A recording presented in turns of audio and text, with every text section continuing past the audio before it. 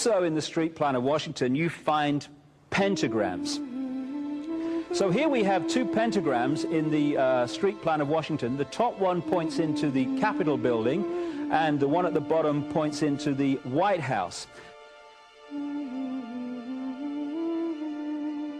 This is a political building, so we're told. In fact, it's a temple to a secret society, built by the Freemasons to a specific design, Congress, the Congress building.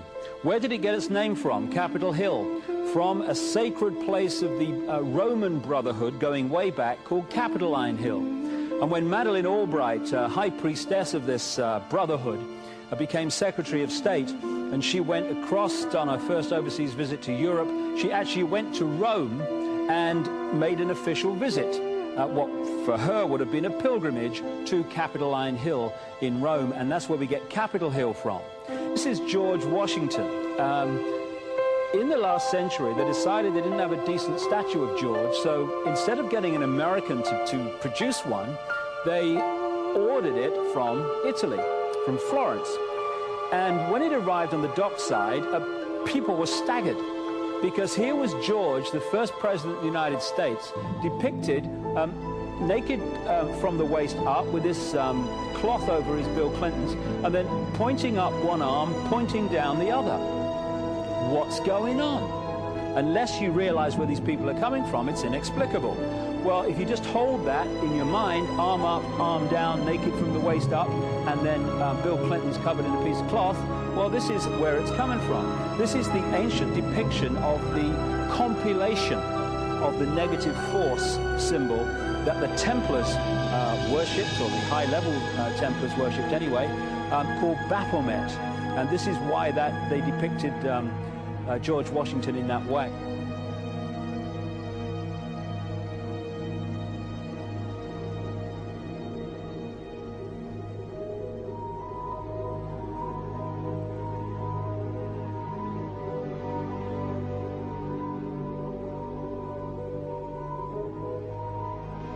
What has come to light is that it's now been, it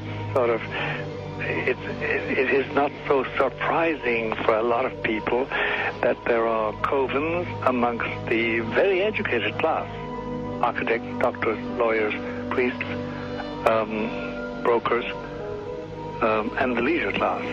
These are people who have made pacts with the devil. That's right. It's really the best, the more accurate way of describing would be that they have indulged themselves in the worship of the goat, of the prince, of the serpent, of Satan, of Lucifer, and they lead perfectly normal lives. They're jewel merchants. They travel. They're prominent in their own way, but they do have this indulgence. Father, here's a part of that I can never understand. That has never made sense to me, and that is, if somebody were to make a pact with the devil,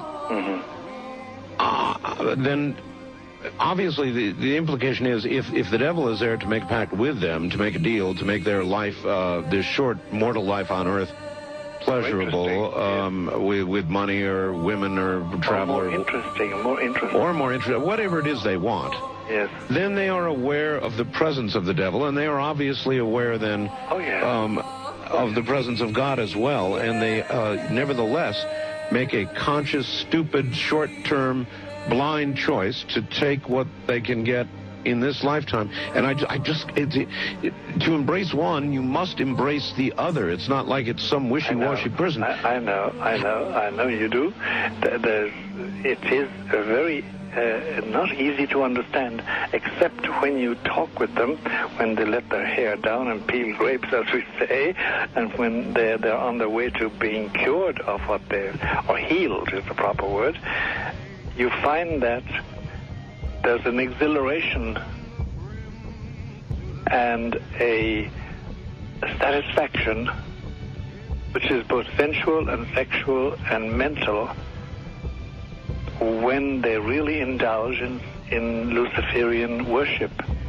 There is a peculiar exhilaration. Like a drug, then?